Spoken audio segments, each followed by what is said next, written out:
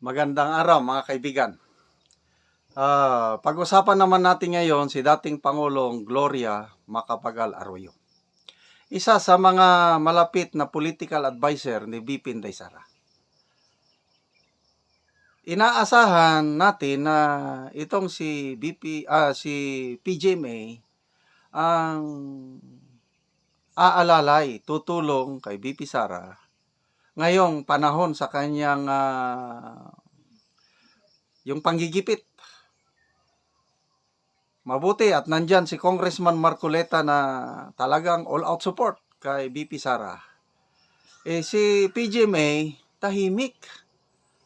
Para bang biglang na naglahong hangin. So ito ngayon, mayroong hearing sa Kongreso, nagsalita ang dating Pangulo. May napanood akong vlog ni PH Update. GMA galit na. Ganon ang caption sa pinanood ko. Galit na ba sa 3 impeachment complaint na sinampa kay VP Sara sa pinanood ko? Nako, pasensya na po kayo. Nagsalita ang dating Pangulo kailang tungkol naman sa presyo ng bigas. Ang pinag-usapan yung Kintakom na iniimbestigan bakit mataas pa rin ang presyo ng bigas. Anyway, ito naman ang kanyang expertise dahil economist itong si dating Gloria Macapagal Arroyo. Pakinggan natin ang kanyang pahayag tungkol sa presyo ng bigas. I want to thank Congresswoman Green because she acknowledged that I was able to handle the Philippine situation during the global rice crisis in 2008. Anyway, that's why I think Okay, tama yung sabi niya, may global rice crisis noong 2008. Talagang tumaas ang presyo ng bigas sa buong mundo. Kaya nagka-short tayo ng supply ng bigas sa Pilipinas. Mabuti na lang at ang presidente by that time si GMA dahil sa pagiging ekonomista niya, maganda yung pag-handle. Hindi tayo masyadong naghirap. Madaling nasolusyonan yung global rice crisis noong 2008. Matandaanan ko pa yan. Yan po ang linya ng dating Pangulong Arroyo. In a good position to be able to say that I think it is a very sweeping accusation to say that the importers are the ones manipulating the rice. Because the importers are price takers.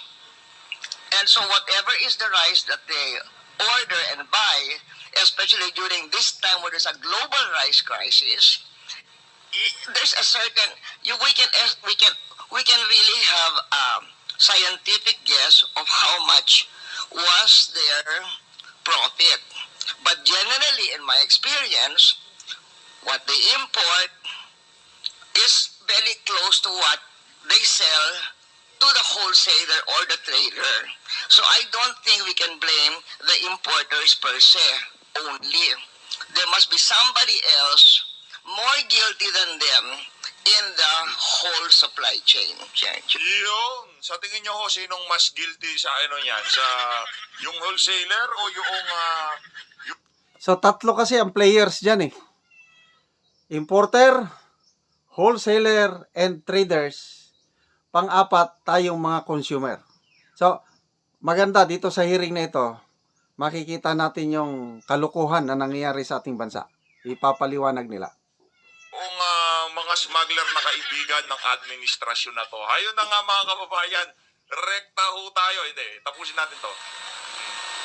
Yeah, Mr. Chair, just a comment to yes, tama yung ang sinasabi ni Madam former President GMA.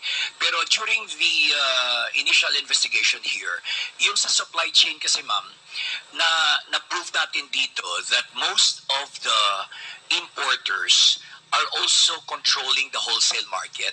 Kasi sila mismo ang wholesaler. In fact, integrated yung merkado nila eh.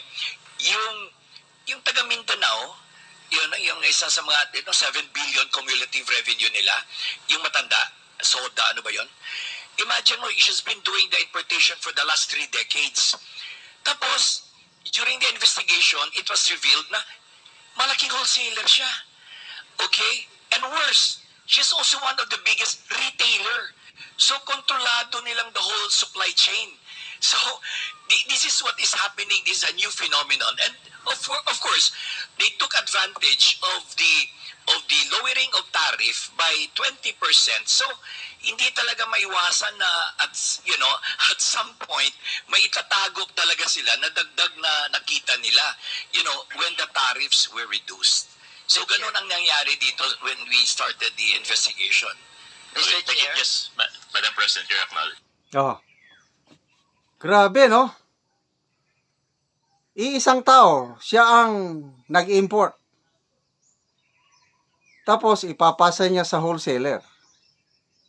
Kailang, yung wholesaler na yon, siya pa rin. Nag-create lang siya ng ibang tao ba, pinangalanan o kumpanya. Tong tao na importer, ibinenta niya sa isang wholesaler na siya rin. Itong wholesaler, ibinenta niya sa mga traders, siya pa rin yun. Talagang hindi bababa ang presyo ng bigas. Kaya malaking malaking pagkakamali. I don't know kung pagkakamali ba, yung kulang sa insight, kulang sa kaalaman ang ating gobyerno na ganyan pala ang pangyayari. At in fairness, ako personally, nagpapasalamat ko at may kintakom at nalaman tungkol yan. So, ano ang gagawin ng gobyerno ngayon? Para maputol yung ganyan na iisang tao lang, importer, wholesaler, trader, siya lahat. Anong gagawin nila?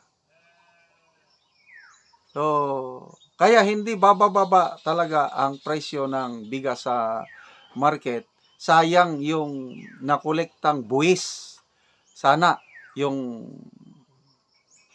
tarifa ng imported rice, 20% na wala. Instead na makinabang ang taong bayan, yun pa rin mga importer, wholesaler, trader ang yumayaman. Yeah, you were talking about the Mindanao, whatever is the role of this Mindanao rice person. Are you talking about Bar Nuevo? No, Madam President, it was a different company. Because I was just, she's a Mindanao trader, and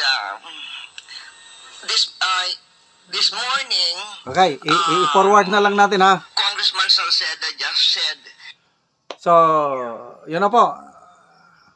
Napatunayan na grabe talaga ang kartel sa rice industry sa Pilipinas. Sana masolusyonan ito. Punta naman tayo sa next topic, yung mga general na nag-aalboroto. Ito. Ayan. Nasaan puntahan nga natin itong ilang, kasi may naglabasan ngayon ng mga, gusto ba, itong pahayag ng mga general o yung survey? Yung say general mo na. General tayo. Opo. Kasi nga po, dito sa mga pagdinig ng Quadcom at sa mga investigasyon, ang isa sa mga marami talagang nag-react ay yung pagkakakontempt dito kay PDEA Director General, retired PDEA Director General Wilkins Villanueva. Alam mo ba, Jen, nung retired na siya ngayon, di ba? Nung active pa si General Wilkins, ay isa ito sa kilalang general, Jen. Yes. Lagi nababanggit yung pangalan niya kasi ang dami na niyang accomplishment. Totoo. Diba? Kumbaga sa ituturing na the medal general to. Diba? Reporter ako niyan nung naging director ng PDEA. Naiko-cover ko yan. At hindi lang sa PDEA yan, di ba? May iba pa siyang pinamuno ang mga... Ang alam ko, pero ang inabot ko siya talaga sa kanya, NCR, director ng PDEA. NCR. Bago umakyat ng PDEA chief. Napunta pa siya ng Region 10 eh. ng Cagayan de Oro. At talagang matunog ang pangalan niya, di ba? Kaya marami ang nagdamdam, lalo na yung mga nakakakilala sa kanya ng personal. Nung siya humarap sa Quadcom, at doon ay parang tinrato siya na kung sinong tao lang, Dinuro. Tapos Meron ba mga nagpahayag talaga ng pagdaramdam dyan? Tungkol sa nakikita natin na mukhang mali talaga yung ginagawa dito kay General Wilkins. Unahin ko na po, ito pahayag ng mga retired general tungkol sa pag-contempt ng Quadcom kay ex-PDEA Director General Wilkins Villanueva. Ano ha? Ito, naging hepe ito ng PNP, Nason. Retired General Diosdado Carlos. Si Jonard Carlos, si Kaloy. Sabi niya, in the past days, we witnessed how an abusive former enemy of the state Ayun, sinasabi natin. turned party list representative accused of lying without presenting any evidence, a decorated anti-drug operator and public servant for over 38 years, cited him for contempt and wanted him detained. We cannot allow this to pass and let them continue to dishonor the men and women who selflessly Yes. and patriotically serve this country and the Filipino people. I support former PDEA Director General Wilkins Villanueva in his honor, his life. Enough is enough. Yan. Signed Jonard Carlos. Jonard Carlo.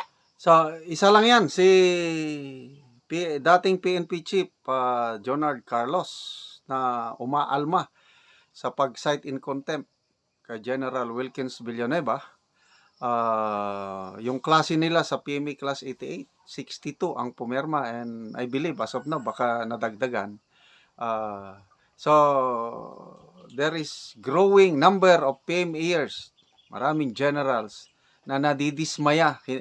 Isang areas of concern lang yan kay General Villanueva, itong budget, 2025 budget. Meron ding open letter ng mga PMA graduates, generals. Sumulat sila sa presidente at kine-question nila yung mga dagdag bawas na ginawa ng mga mambabata. So, salamat sa mga PMA generals na nagsasalita at nagpapakita ng malasakit sa ating bansa.